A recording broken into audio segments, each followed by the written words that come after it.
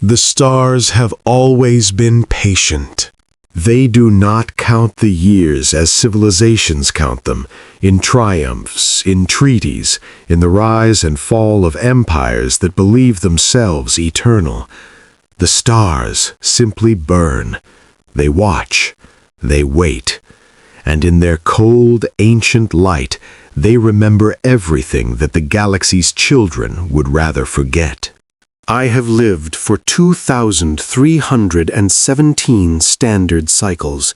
In that time, I have seen 14 species achieve faster than light travel.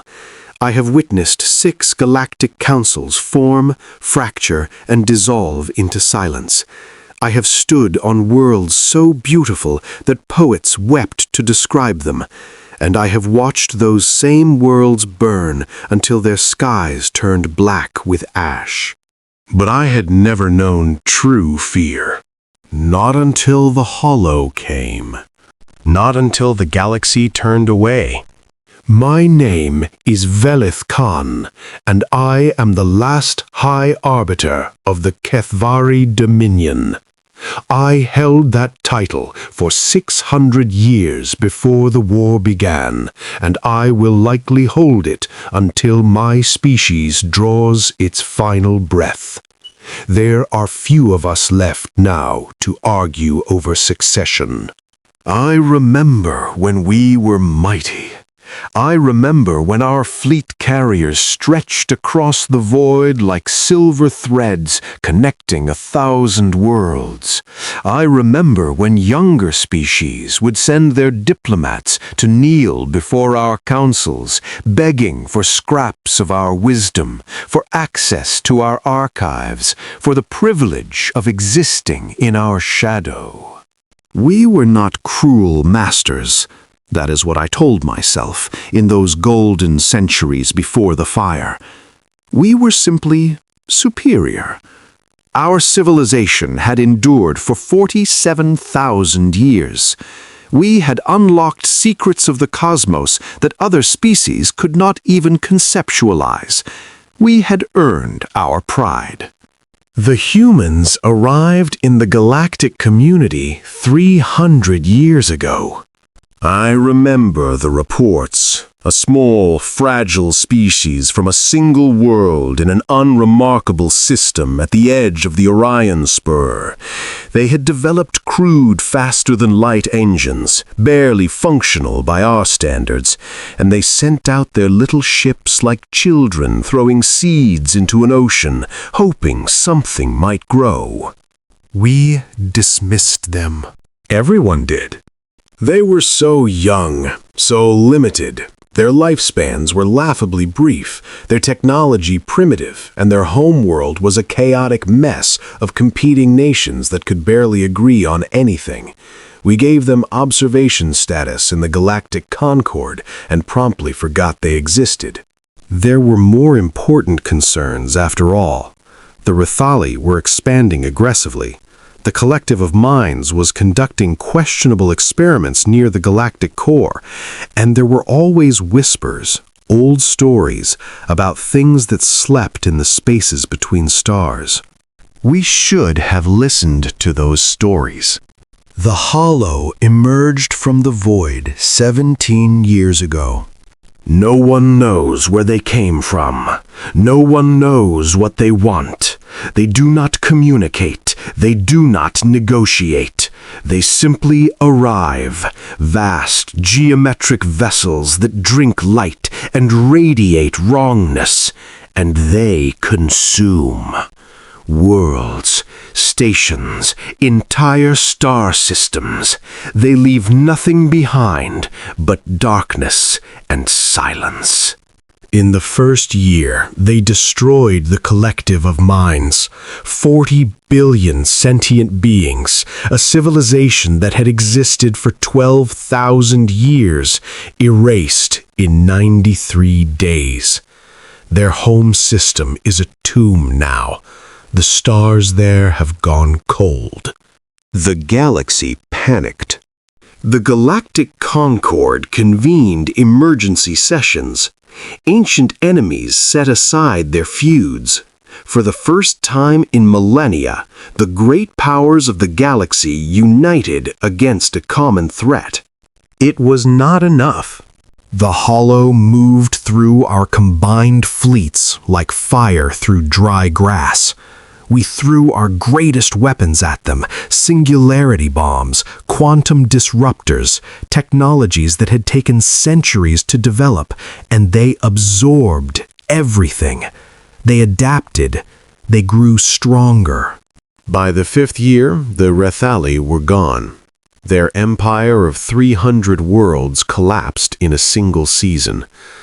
I remember receiving the final transmission from their homeworld, a single image of the sky turning black, and then nothing. By the 10th year, a third of the galaxy had fallen silent. And then the turning began. It started with the Veloxi. They were our oldest allies, bound to the Kethvari by treaties that predated memory. When the Hollow reached the outer systems of their territory, they sent their diplomats to our council chambers. I received them personally, expecting to coordinate our defense. Instead, they came to say goodbye. "We cannot fight this," Ambassador Torrent told me, his compound eyes reflecting the holographic maps of our crumbling territory. "Nothing can. The Veloxi will retreat to the Andromeda Galaxy. Our generation ships are already prepared. We advise you to do the same." I remember the cold that spread through my chest.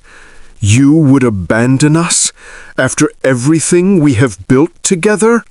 "We would survive," he said simply. "That is what matters now." They left within the month. 17 billion Veloxi, fleeing to another galaxy entirely, leaving behind everything their species had ever built. They were not the last. The consortium of 12 fractured. The mindful alliance dissolved. Species that had stood together for millennia suddenly remembered ancient grievances and used them as excuses to retreat, to hide, to save themselves at the expense of others. One by one, the great civilizations of the galaxy turned away. And then it was our turn. The Hollow reached the outer systems of the Kethvari Dominion 2 years ago. We fought, of course. We are an old species, and we have our pride. But pride does not stop vessels that can survive the collapse of a star. Pride does not halt weapons that unmake matter at the quantum level. We lost 17 worlds in the first month. By the end of the first year, our fleet was reduced to 1/10 of its former strength. Our population had fallen from 12 billion to less than 2 billion, and the Hollow kept coming, relentless and patient, as if they had all the time in the universe. Which I suppose they did. That was when I made the decision that brought me here. I had exhausted every option within the Galactic Concord. The species that remained were either too weak to help or too afraid to try. Our old allies were gone, fled to distant galaxies, or dead in the void. There was no one left to ask. Except the humans. I did not want to go to them. The thought of requesting aid from such a young, primitive species felt like the final humiliation. What could they possibly offer? Their technology was centuries behind ours. Their fleet was tiny. Their homeworld was still recovering from whatever ecological disaster they had inflicted upon themselves in their industrial age. But my advisors insisted. They have not fled, Councillor Mithari pointed out during our final strategy session. Every other species has either fallen or retreated. The humans remain. Perhaps because they are too stupid to understand the danger? I replied bitterly. Perhaps, she conceded. Or perhaps they understand something we do not. I did not believe her, but I had no other options. So I came here, to this unremarkable station orbiting a small, pale sun in a forgotten corner of the galaxy. I came as a beggar, though I tried to convince myself I was a diplomat. I came to ask humanity for help. The station was called Threshold. It hung in the darkness between Earth and Mars, a rotating cylinder of metal and light that seemed almost quaint compared to the soaring architectural marvels of Kethvari space. There were no sweeping spires, no crystalline domes, no displays of technological superiority. Just functionality, purpose, clean lines, and efficient design. I docked my ship, one of the last personal vessels of the High Arbiter class, and stepped through the airlock with what dignity I could muster. My translator implants hummed softly, calibrating to the dominant human language in this sector. A young human woman was waiting for me. She was small by the standards of most galactic species, barely reaching my chest in height. Her skin was a warm brown, her hair dark and closely cropped, and she wore a simple uniform with minimal insignia. Nothing about her suggested importance. "High Arbiter Veleth Khan," she said, and her pronunciation of my name was surprisingly accurate. "Welcome to Threshold Station. I'm Captain Amara Okonkwo. I'll be your liaison during your visit." I inclined my head in the traditional Kethvari gesture of acknowledgement. "Captain, I appreciate your people's willingness to meet with me on such short notice." "We've been expecting you," she said. Something in her tone made me pause. "Expecting me?"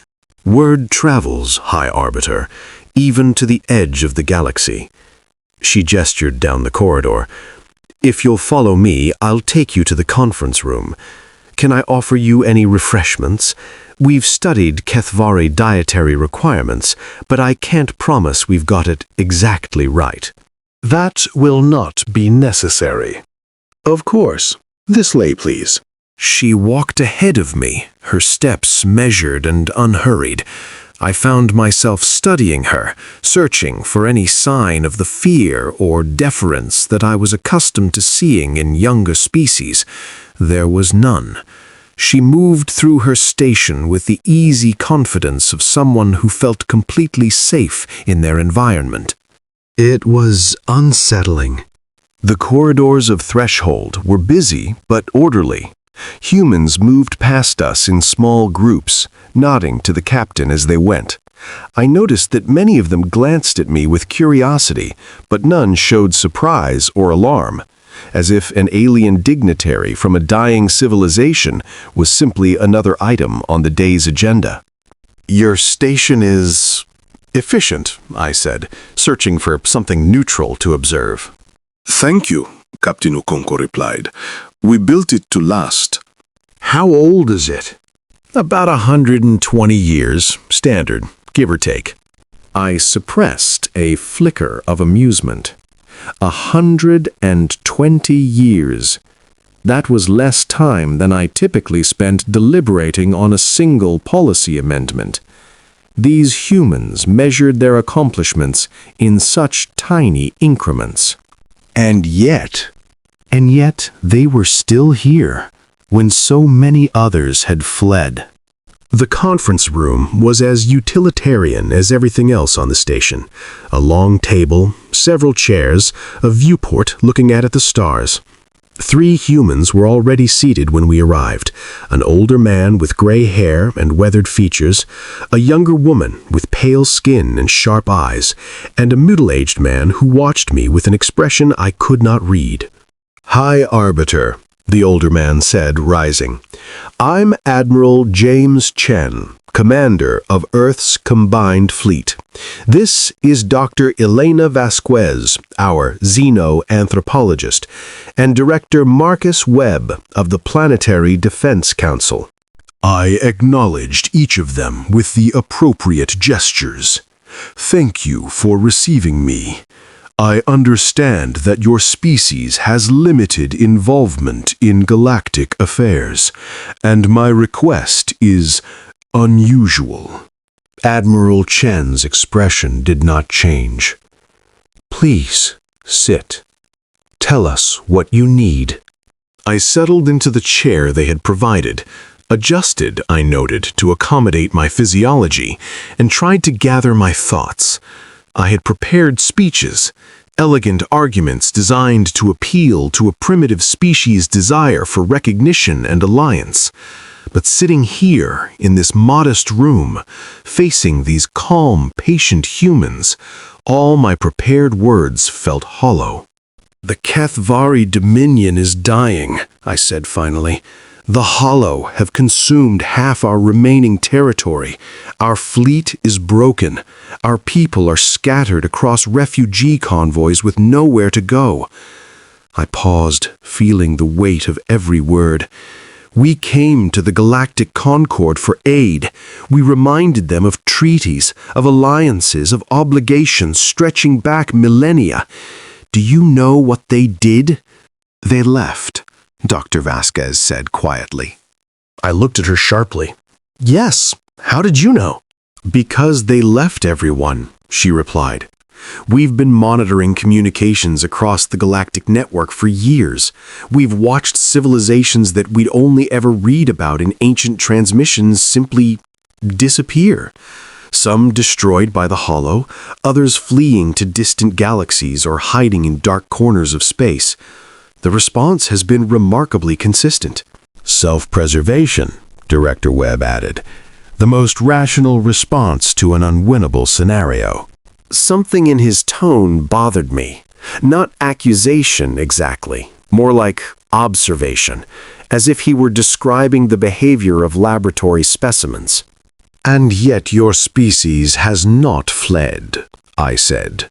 Earth is within reach of the Hollow's projected expansion. Your colonies are scattered and vulnerable. By any rational assessment, you should have begun evacuation procedures years ago. Admiral Chen leaned back in his chair. What makes you think we haven't considered it? Have you? A long pause. The humans exchanged glances that communicated something I could not interpret. We've considered every option, High Arbiter, Captain Okonkwo said from her position near the door. Evacuation, hibernation ships, generation vessels bound for other galaxies. We've run the simulations, done the math, calculated the survival probabilities down to the decimal point. And we decided to say. I stared at her. That is irrational. Maybe, she shrugged. A gesture I had learned indicated casual dismissal. But running didn't feel right. Feel right? I heard the incredulity in my own voice. The Hollow have destroyed civilizations that made your entire species look like infants. They have weapons that unmake reality itself. And your decision is based on how it feels? Dr. Vasquez spoke again, her voice soft but somehow penetrating. High Arbiter, may I ask you a question? I hesitated. You may. In your species' history, your full 47,000 years of civilization, what is the longest period you ever spent in genuine existential struggle? I don't mean political conflict or resource competition. I mean fighting for survival as a species with no guarantee of success. The question caught me off guard. I searched my memory, pulling up historical records I had studied centuries ago. There was the Sundering, approximately 30,000 years past, a civil war that lasted several centuries. But our species' survival was never truly in doubt. Several centuries, she repeated. And before that? Before that, we had already achieved technological superiority over our homeworld's other apex species. We dominated our planet within a few generations of developing sapience. I see, she nodded slowly. Would you like to know how long humans spent fighting for survival? Something in her tone made my secondary heart begin to beat faster. How long? 200,000 years. But you didn't, I said slowly. No, we didn't. Because we learned to do something that evolution had not prepared us for. We learned to cooperate, not just in family groups or tribes, but across entire populations.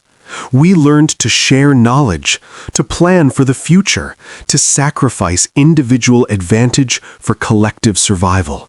And more than anything, she leaned forward, her eyes holding mine. We learned to endure. Admiral Chen spoke then, his voice quiet but heavy with something I could not name. Our species has been through ice ages, plagues, famines, and wars that killed hundreds of millions. We nearly destroyed ourselves with our own weapons more than once. We have faced extinction scenarios that would have broken any species that had not already spent 200,000 years learning how to survive the unsurvivable. We don't run, Director Webb said simply. It's not in our nature. I sat in silence for a long moment, processing their words. I had come here expecting to find primitives, simple creatures who might provide cannon fodder, or perhaps some novel technology our scientists had overlooked. Instead, I found something else entirely. Something I did not yet understand. Your species has had no contact with the Hollow, I said finally. You have not seen what they can do. You have not watched worlds die, felt the despair that comes when every weapon fails and every hope crumbles. How can you speak of endurance when you have not faced the trial? Captain Okonkwo moved from the doorway and settled into the empty chair beside Admiral Chen. Her expression was thoughtful, almost gentle. High Arbiter, she said, when your species faced the Sundering, your great civil war, how did you feel? Were you afraid? I was not yet born when the Sundering ended. But your historical records, your cultural memory, how does your species remember that time? I considered the question. It is remembered as a tragedy, a shameful period when our unity fractured and we turned against ourselves. The histories speak of it with regret and determination that it never happen again. But not with fear. No, we survived. We emerged stronger. Fear would be inappropriate. She nodded slowly. On Earth, we have a saying, what doesn't kill you makes you stronger. It's not always true, of course.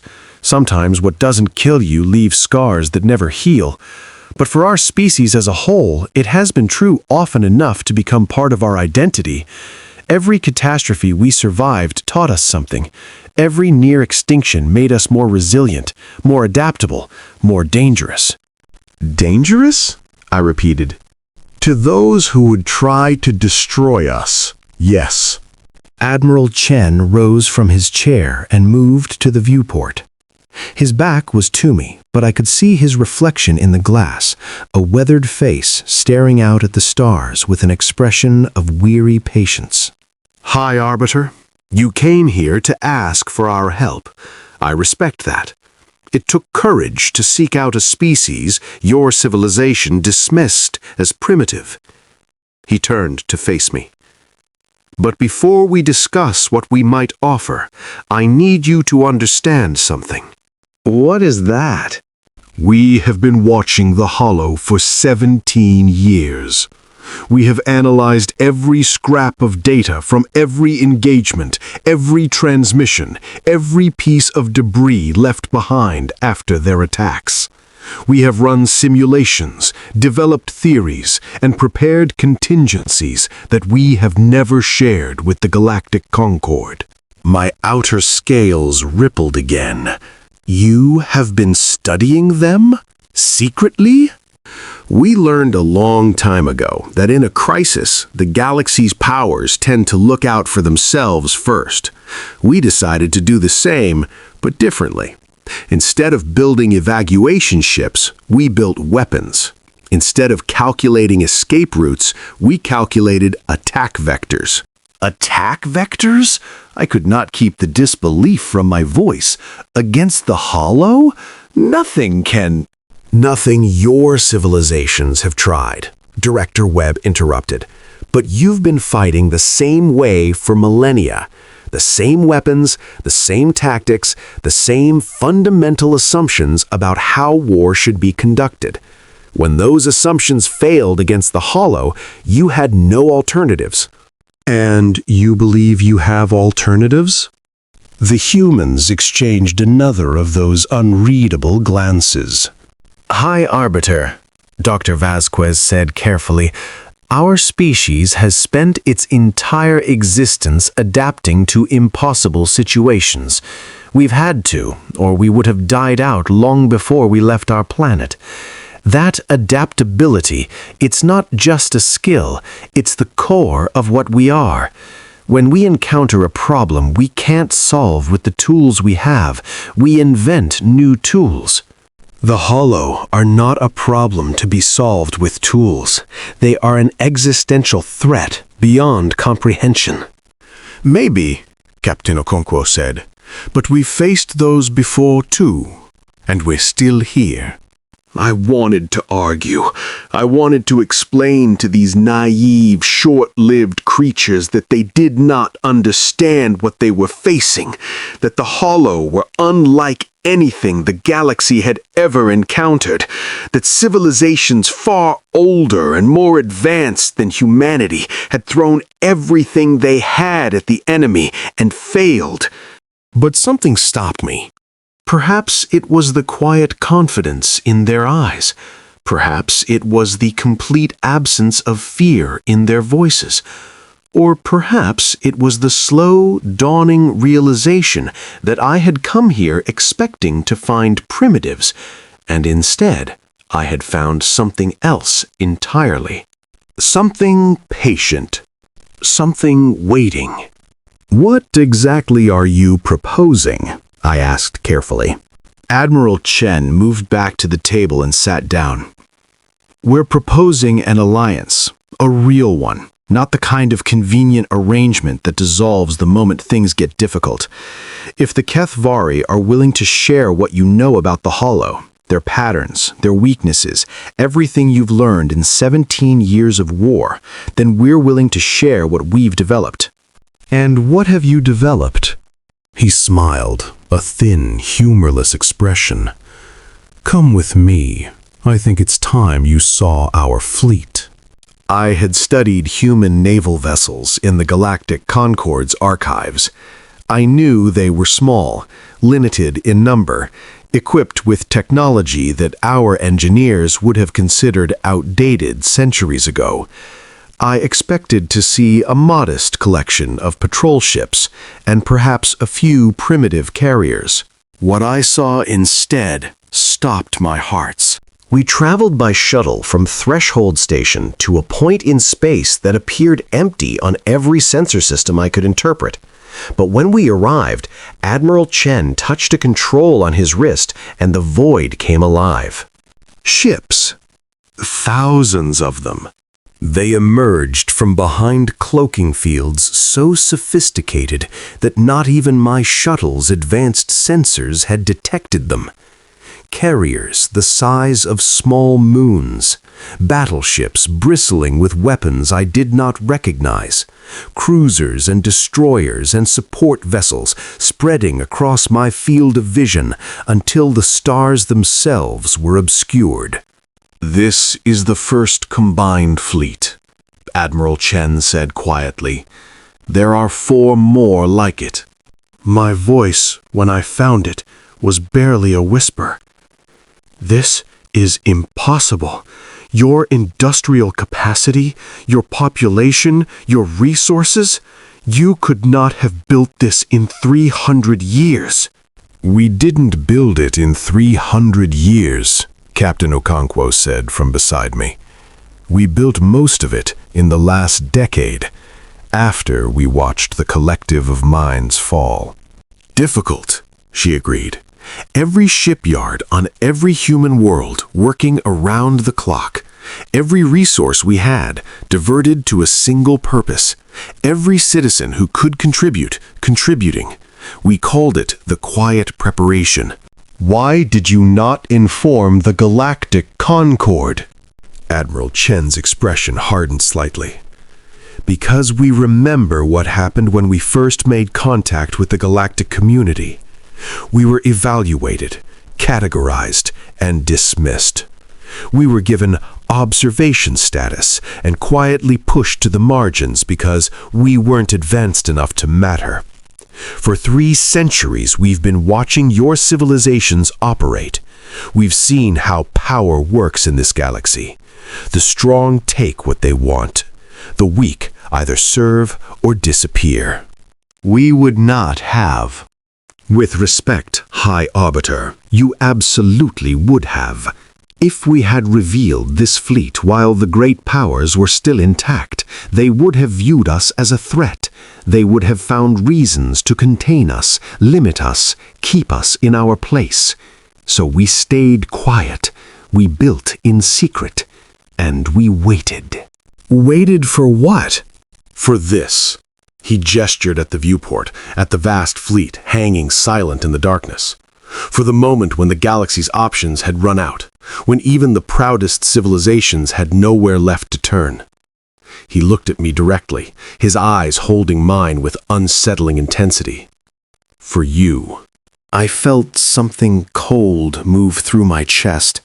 Not fear exactly, something closer to recognition. The recognition of a predator encountering another predator. You planned this, I said slowly. From the beginning. The quiet development, the hidden fleets, the deliberate appearance of weakness. You have been waiting for the galaxy to fall so that you could rise. No, Dr. Vasquez said sharply. That's not it at all. Then what is it? Captain Okonkwo answered, her voice gentle but firm. We've been waiting for the galaxy to need us. There's a difference.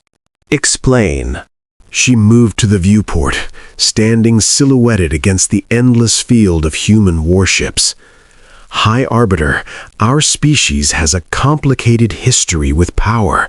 We've seen what happens when advanced civilizations exploit weaker ones. We did it ourselves for centuries before we grew past it. We've learned that strength alone doesn't build lasting peace. It has to be offered, not imposed. It has to be given freely when it's truly needed, or it becomes just another form of domination. We could have revealed ourselves years ago, Admiral Chen added. We could have demanded a seat at the Galactic Concord, forced recognition of our capabilities, claimed territory and influence. But that wasn't the right moment. The galaxy didn't need us yet. The old powers were still convinced they could handle anything. And now? I asked. Now they're gone, fled or fallen. And you're here, High Arbiter, asking for help. Not because you have to, not because we forced you, but because you chose to. That matters. I stared at them, these strange, calm creatures who spoke of galactic power dynamics as if they were simple matters of ethics. I had negotiated with hundreds of species over my long life, and I had never encountered anything quite like this. They were not arrogant. Not in the way the old powers were arrogant. They did not seem to believe they were superior. They simply knew what they were capable of, and they were waiting for the right time to reveal it. It was, I realized, profoundly unsettling. Your weapons, I said finally. You mentioned that you've developed alternatives, things your scientists created specifically to fight the Hollow. Yes. Show me. They took me to a research station hidden in the asteroid belt of their home system. It was even more heavily shielded than their fleet, buried so deep in rock and shadow that it would have been invisible to any search. Inside, human scientists in sterile suits worked alongside beings I did not recognize, artificial intelligences housed in mechanical bodies, their movements eerily precise. We call them synths, Director Webb explained as we walked through the corridors. Fully sapient artificial beings. They have the same rights as organic humans in our society. Artificial beings with rights? I repeated, trying to process the concept. Your civilization grants legal protections to its own creations? Of course, they're people, different from us in form, but equal in every way that matters. It was such a small detail, but somehow it revealed more about humanity than everything else I had seen. A species that extended ethical consideration even to its own artificial children. What else might they be capable of? The weapons laboratory was vast and cold. Holographic displays showed complex diagrams that my translator struggled to interpret. Quantum field equations, dimensional geometry, theoretical physics that pushed the boundaries of what I understood to be possible. The Hollow operate by manipulating the fundamental structure of space-time, Dr. Vasquez explained, her voice taking on the eager cadence of a scholar discussing her passion. They don't just destroy matter, they unmake the dimensional framework that allows matter to exist. It's why conventional weapons are useless. You can't fight something that rewrites the rules of reality. We understood this, I said. Our scientists reached the same conclusions, but understanding the problem did not provide a solution. No, because you were still thinking in terms of destruction. She touched a control, and a holographic image appeared, a swirling, impossible shape that hurt to look at. This is a dimensional anchor. We developed it by studying the only thing the Hollow have never been able to consume, the fabric of hyperspace itself. The domain they use to travel is also the domain where they're weakest. You intend to fight them in hyperspace? We intend to trap them there. I stared at the impossible shape on the display, trying to understand what I was seeing. That would require an impossible amount of coordinated energy, yes, more than any single fleet or civilization could generate. But we don't intend to do it alone. Admiral Chen stepped forward. High Arbiter, we didn't build this fleet just for ourselves. We built it to carry a network of dimensional anchors capable of cutting off the Hollow's retreat into hyperspace. But to deploy them effectively, we need precise data about Hollow movement patterns. Data that only a civilization that has been fighting them for 17 years would have. You need our intelligence, I said slowly. We need your partnership. Your knowledge combined with our weapons, your experience combined with our adaptability, your civilization's network of observation posts and relay stations combined with our fleet's striking power. A true alliance. More than that. Captain Okonkwo stepped forward, her expression earnest. A commitment, not just to defeat the Hollow, but to build something different afterward. Something better than the old galaxy, with its hierarchies and dismissals and ancient civilizations treating younger species like irrelevant children. I was silent for a long moment, processing everything I had seen and heard. The hidden fleet, the revolutionary weapons, a strange philosophy of power offered rather than imposed. These humans were not what I had expected. They were not what anyone had expected. Your species has been planning this for decades, I said finally, building in secret, waiting for the right moment, and yet you speak of partnership and equality? How do I know this is not simply another form of manipulation, a more sophisticated predator wearing the mask of an ally? Admiral Chen did not flinch from the question. You don't. Trust isn't given, it's built over time through actions. All we can offer is a beginning. The choice of whether to accept it is yours. And if I refuse? If the Kethvari decide that humanity is too dangerous to ally with? Then we will still fight the Hollow, he said simply, with or without your help. Because that's what we do. We don't run. Something in his voice, in the quiet certainty of his words, reached through my exhaustion and touched something I had thought was dead. Hope. I had forgotten what hope felt like. I need to contact what remains of my government, I said. There will be debates, arguments. Many of my people will share my initial suspicion of your motives. We understand. But I paused, searching for words. I believe you. I don't know why, but I believe you mean what you say. And I will argue for this alliance with everything I have. Captain Okonkwo smiled, the first genuine smile I had seen from any of them. That's all we ask, High Arbiter. A chance to prove ourselves. One question, I said. Of course. Why? Why do this? Why fight for a galaxy that dismissed you, that pushed you to the margins, that never gave you the recognition you clearly deserved?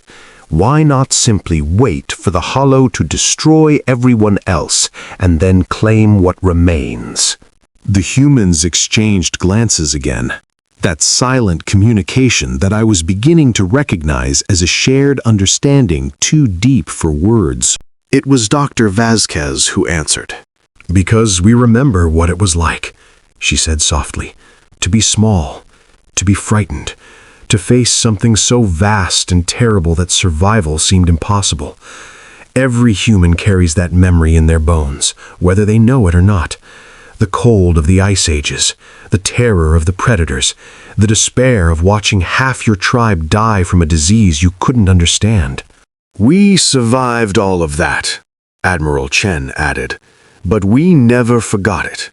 And because we remember what it feels like to be helpless, we cannot stand by while others face that helplessness, even if they once dismissed us, even if they never earned our loyalty. He shook his head slowly. It's not about what the galaxy deserves.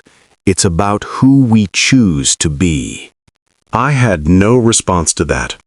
I simply stood there, surrounded by weapons that could reshape the cosmos, in the presence of a species I had once considered primitive, and felt something I had not felt in years.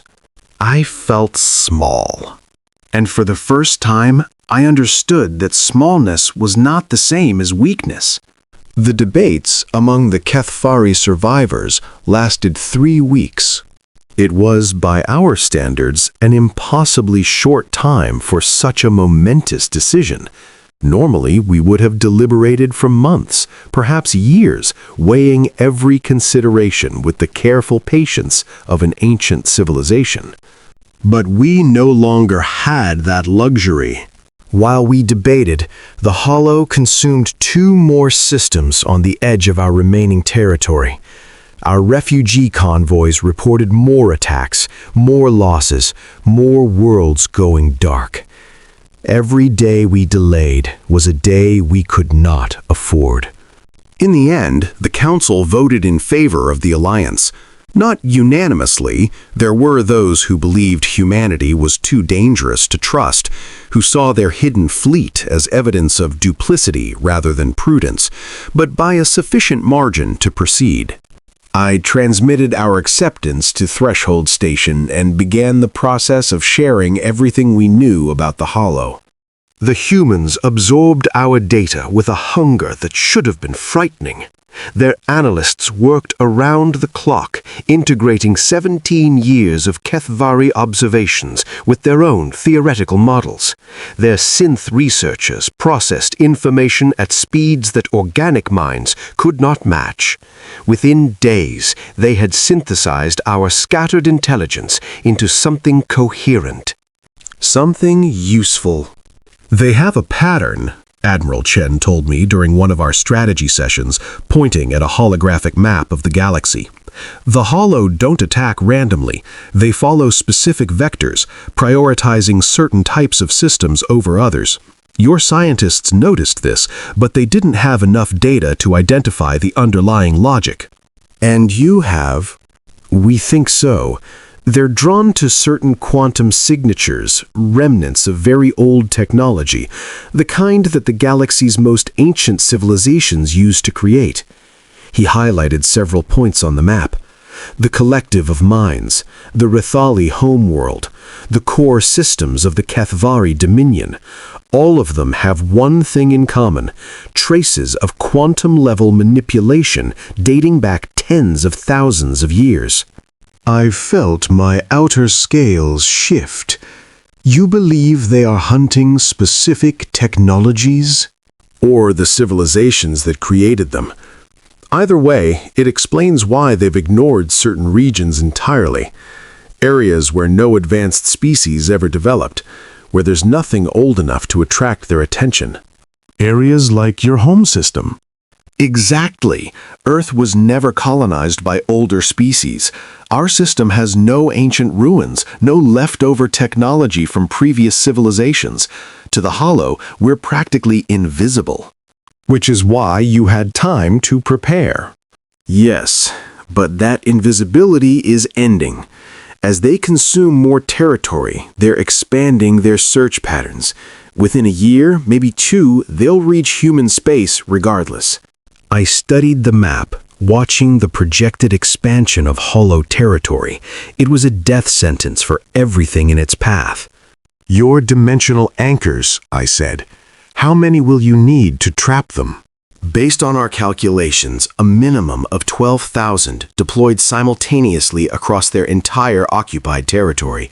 Each anchor needs to be placed precisely at specific points in the hyperspace substrate. The timing has to be perfect.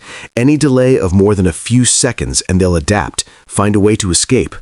That is an enormous coordination challenge. The largest military operation in the history of any species, he agreed, which is why we need your surviving fleet. Not to fight, your ships don't have the right weapons, but to place anchors in regions we can't reach in time. You want us to participate directly in the attack. We want you to participate directly in the victory. There's a difference. I considered his words carefully. The Kethvari fleet was broken, barely capable of defending our remaining refugee convoys. The idea of sending our ships into active combat against the Hollow seemed like suicide. But the humans were not asking us to fight. They were asking us to help them win. I will need to consult with what remains of our military command, I said. Of course. Take whatever time you need. Admiral Chen. Yes? If this works, if the Hollow are truly stopped, what happens then? He was quiet for a long moment. When he spoke, his voice was softer than I had ever heard it. Then we rebuild. Together. Not as masters and servants, not as ancient civilizations and primitive newcomers, but as equals. Species who survived the worst catastrophe the galaxy has ever known, working together to create something better. You truly believe that is possible? I have to believe it's possible. Otherwise, what are we fighting for? I had no answer. But for the first time, I wanted to find one. The operation was called Unity. It took 2 months to prepare. 2 months of constant coordination between human and Kethvari forces, of positioning ships and manufacturing anchors and running simulation after simulation until every variable had been accounted for. During that time, I lived among the humans. I watched them prepare for what might be the end of their species. I observed their calm efficiency, their quiet determination, their absolute refusal to acknowledge the possibility of failure. And slowly, I began to understand what made them different from every other species I had encountered. They were afraid. They simply chose not to be ruled by their fear. I saw it in the way Captain Okonkwo's hands trembled slightly when she reviewed casualty projections. I heard it in the catch of Admiral Chen's voice when he spoke of the fleets that would likely be lost. I recognized it in the careful way Dr. Vasquez explained the physics of their weapons, as if she needed to focus on the technical details to avoid thinking about what they meant. These humans were not ignorant of danger. They were not naively optimistic. They knew exactly what they were facing, exactly what it might cost. And they faced it anyway. I asked Captain Okonkwo about it one evening, as we stood together on the observation deck of her flagship, watching the assembled fleet prepare for departure. "Are you not afraid?" I asked. She considered the question seriously. "Yes, constantly. Every time I think about what we're attempting, every time I look at those casualty projections, every time I remember that my sisters are on one of those ships, yes, I'm afraid." "Yet you proceed. What's the alternative? Run away, find a dark corner of the universe to hide in, spend the rest of our lives wondering if we could have made a difference?" She shook her head. "That's not who we are. That's not who we choose to be." "But how? How do you function with that fear, without letting it consume you?" She was silent for a long moment, staring out at the stars. "There's a concept in human philosophy," she said finally. "We call it grace under pressure. It means maintaining your composure, your humanity, your essential self, even when everything around you is falling apart. It's not about not being afraid. It's about being afraid and acting anyway, doing what needs to be done, not because you're fearless, but because the alternative is worse." "Grace under pressure," I repeated, trying the phrase in my translator. It's what separates us from the animals we evolved alongside. They react to fear.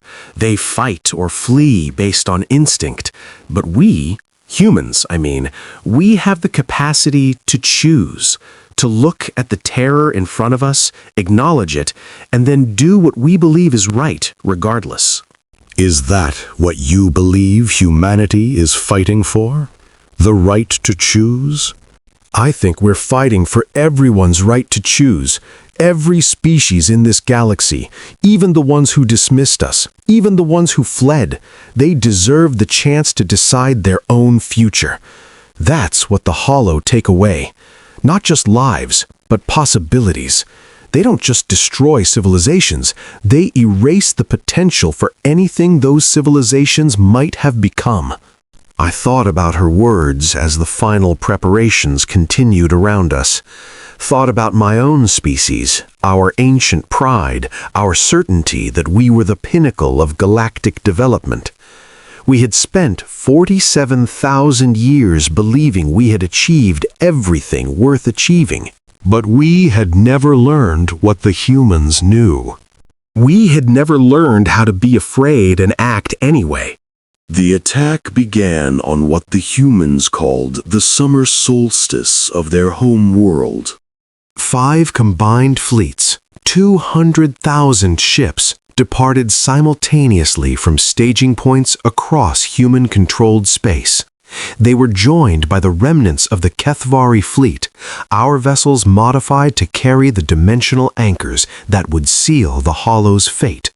I watched the operation unfold from the bridge of Admiral Chen's flagship, surrounded by human officers who worked with focused precision. There was no boasting, no speeches, no dramatic declarations, just calm competence and the quiet sounds of a military machine operating at its fullest capacity. The first engagements occurred 3 days into the operation. The Hollow emerged from hyperspace to intercept human scout formations, their impossible vessels materializing like nightmares given form. I had seen recordings of these encounters before, watched as Kethvari warships were torn apart by weapons that should not exist.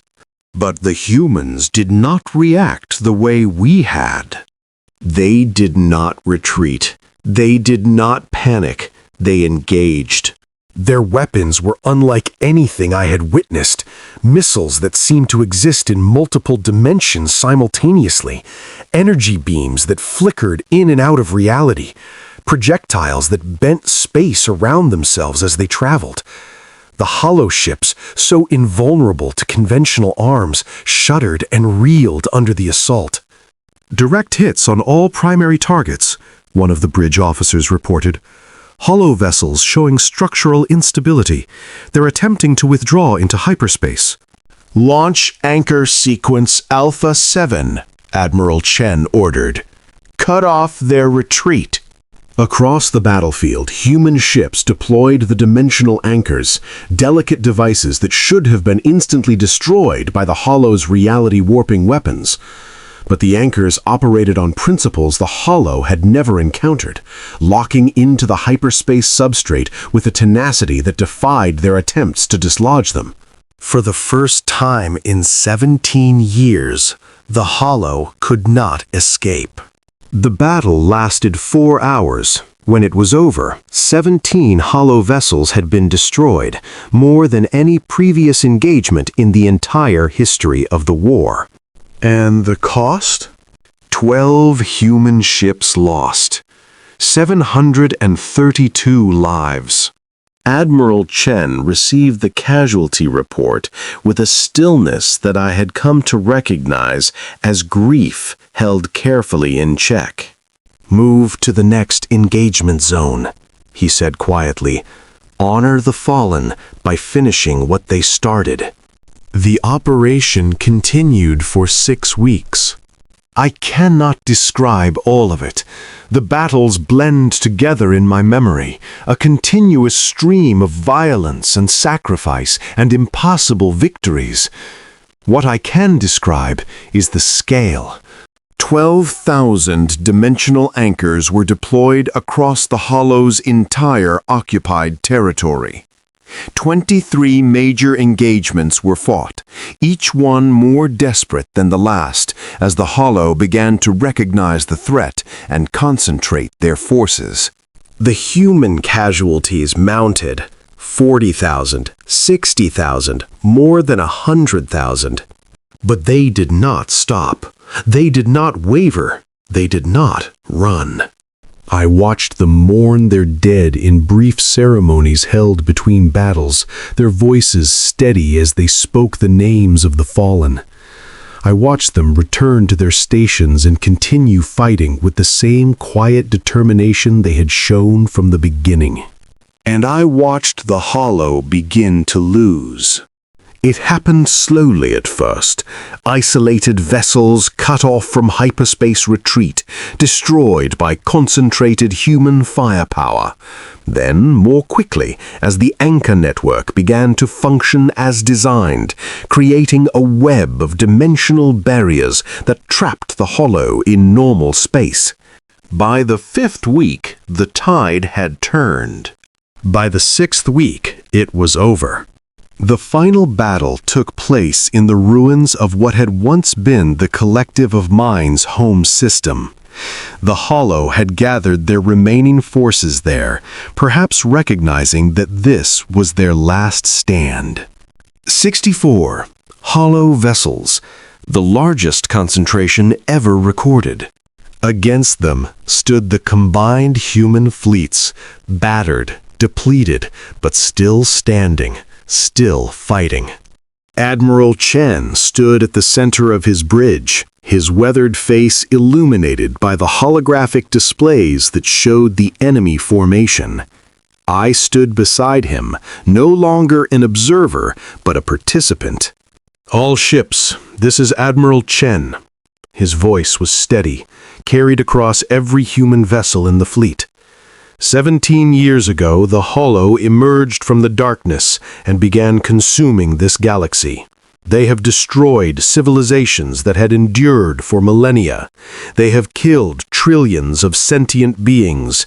They have spread fear and despair across every corner of known space. He paused, and in that silence I could feel the weight of everything that had been lost. Today, that ends. Not because we are stronger than the species that fell before us. We are not. Not because we have some special weapon or secret power. We do not. We are here because we made a choice. We chose to stand when others fled. We chose to fight when others surrendered. We chose to believe that even in the face of extinction, courage still matters. His voice grew harder, more intense. The galaxy turned away, Earth stepped forward, and today we finish what we started. For the collective of minds, for the Rafali, for the Kethvari, for every species that was lost or scattered because the galaxy's great powers couldn't find the will to stand together. We remember them, and we will honor them with victory. All ships, engage.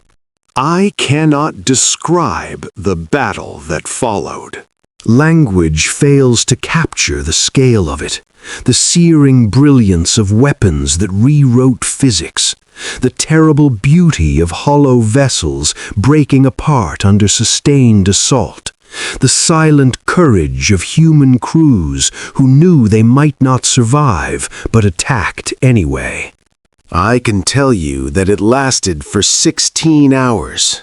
I can tell you that 23,000 humans died. I can tell you that when the last hollow vessel collapsed into itself, folding into a dimension from which there would be no return, a cheer rose from the human fleet that I could feel through the hull of the ship. But none of that captures what I truly witnessed.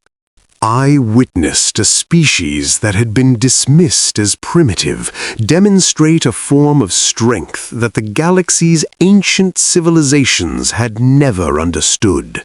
Not the strength of superior technology or ancient wisdom, but the strength of will, the strength of choice, the strength of individuals who knew they were afraid and acted anyway, because that was who they chose to be. The galaxy had turned away from the Hollow because the great powers believed some threats could not be faced. They calculated the odds, assessed the risks, and concluded that survival meant retreat. The humans calculated the same odds, assessed the same risks, and concluded that some things were worth fighting for even if you might lose. That is the difference. That is what made them worthy of inheriting the galaxy. It has been 3 years since the Battle of the Collective Ruins. The Hollow are gone, not just defeated, eradicated. The dimensional anchors remain in place, ensuring that nothing like them can ever emerge from hyperspace again. The galaxy is rebuilding. It is not the same galaxy that existed before the Hollow came. Many of the old powers are extinct. Others have fled so far that they may never return. The ancient orders and hierarchies that had governed interstellar civilization for millennia have collapsed. In their place, something new is growing. The humans did not impose their will on the surviving species. They did not claim territory or demand tribute or establish themselves as the new masters of the galaxy.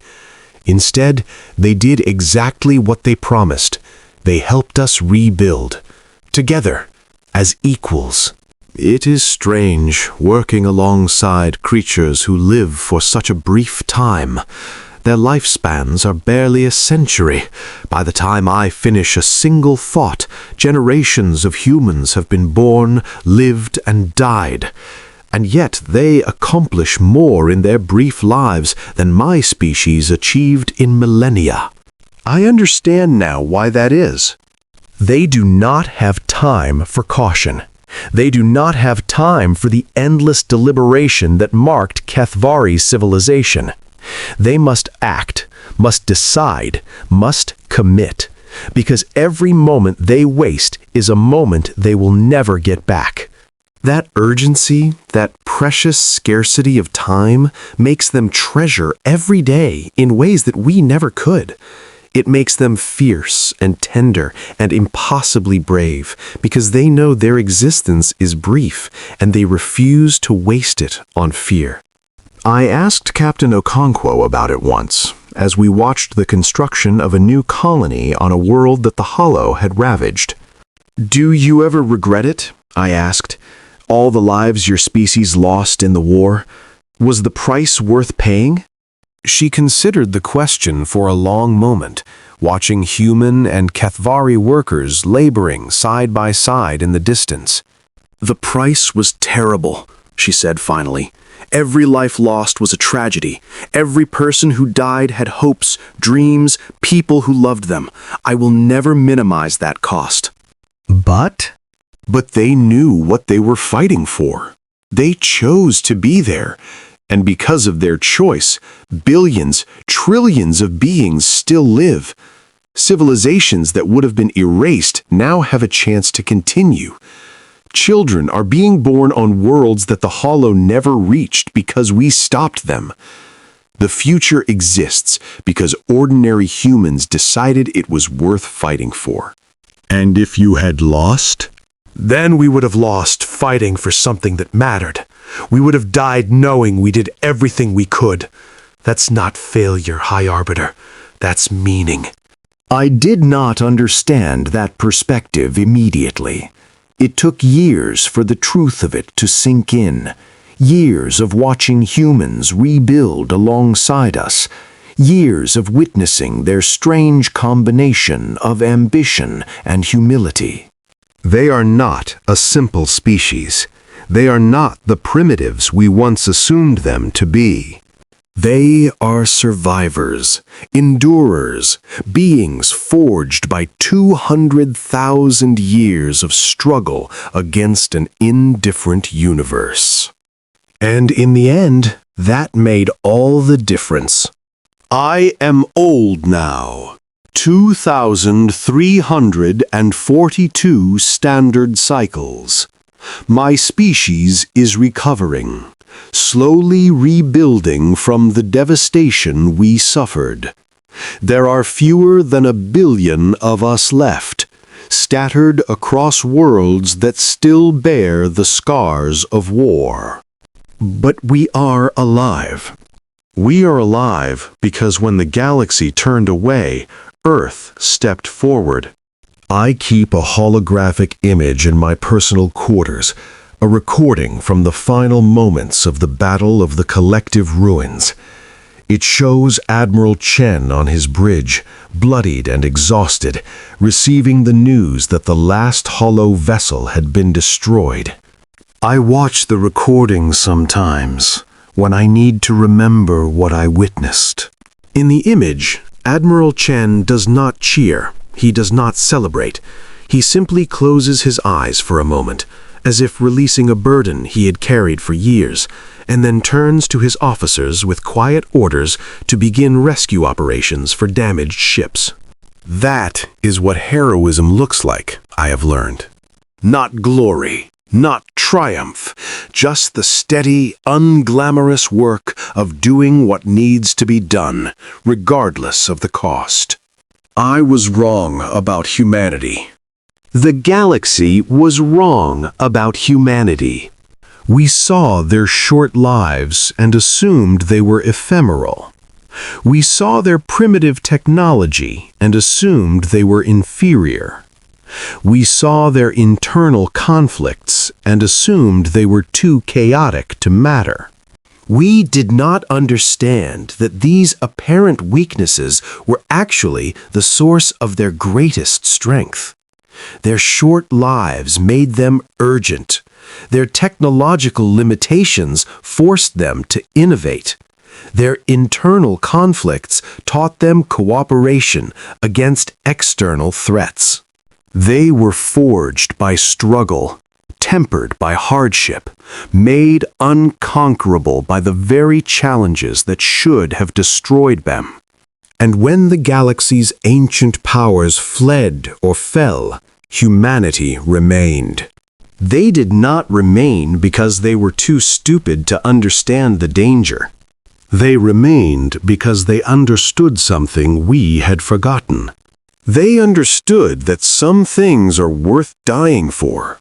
And that understanding, that willingness to face oblivion with open eyes and steady hands, is what separates those who merely survive from those who truly live. The galaxy turned away. Earth stepped forward. And the stars will remember that forever. Velethkon, last High Arbiter of the Kethvari Dominion. Final Memoir Entry, Cycle 2342. Transmitted to the Galactic Archive on the 3rd anniversary of Unity. May those who read this understand what I have learned. The measure of a species is not the length of its history, nor the sophistication of its technology, nor the breadth of its territory. The measure of a species is what it does when all seems lost. When the Hollow came, the ancient civilizations of the galaxy calculated the odds and fled. Humanity calculated the same odds. And then they said, "We don't run." Remember that. Remember it when you face your own impossible moments, your own extinction-level challenges, your own temptations to retreat into safety and let others face the darkness. Remember what the humans taught us. The galaxy turned away, but Earth stepped forward. And that made all the difference.